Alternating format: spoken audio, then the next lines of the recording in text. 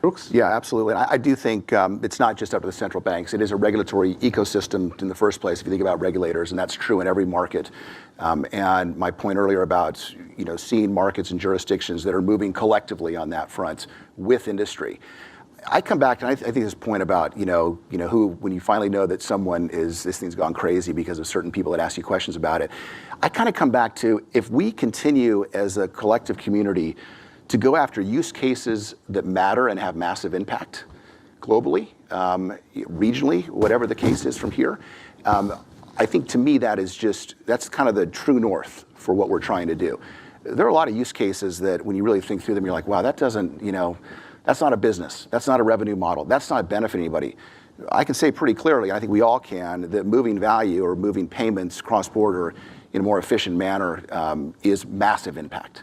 And while we don't necessarily deal in the end last mile and the consumer who's receiving, as MasterCard and others do, we believe the pipes and the plumbing in this can be done in such a way that really makes that a much more impactful experience for this group. So I really think there is this self-regulation element and bringing good people into the business, into the industries.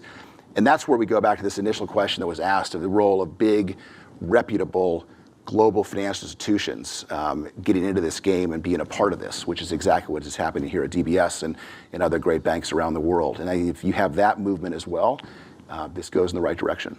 It's warm so hot. So responsible actors, thoughtful regulation, smart investors, real end users that's got an end purpose. But I want to pick out the last point that Brooke said about traditional intermediaries, which is the repositories of trust, participating in blockchain networks, orchestrating them, starting them, joining them, whatever, right?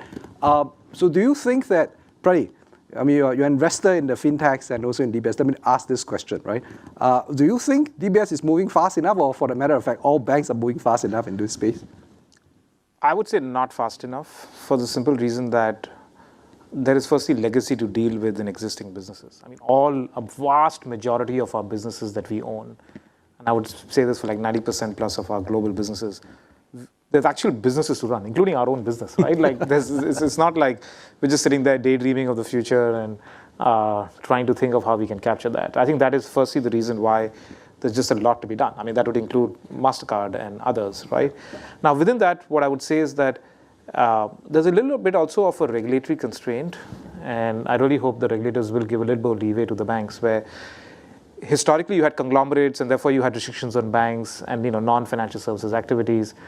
But today, everybody who's worth their salt in the Web 2.0 world is building a technology business and then building financial services on the back of it with a platform strategy, right? Like everybody and their grandmother has a platform strategy now, right? And I really think banks are handicapped, and it's partly because of legacy, partly because of regulations.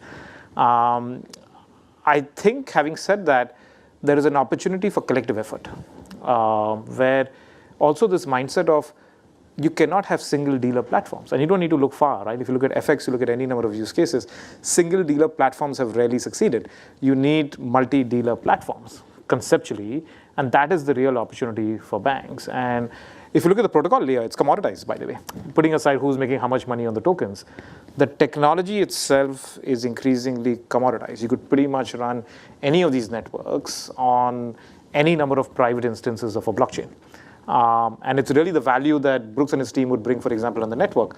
MasterCard would bring with this massive network. You can never recreate a MasterCard or Visa. You just can never, ever. That was for a special time. It's like the British Raj, right? Like, just a different time and different things that happen. The sun never sets. The sun never sets, so to speak, right? Hopefully. So I think the banks are behind, but banks are moving now. And at least our view is that collective efforts will move much better and faster. Yeah. I think it's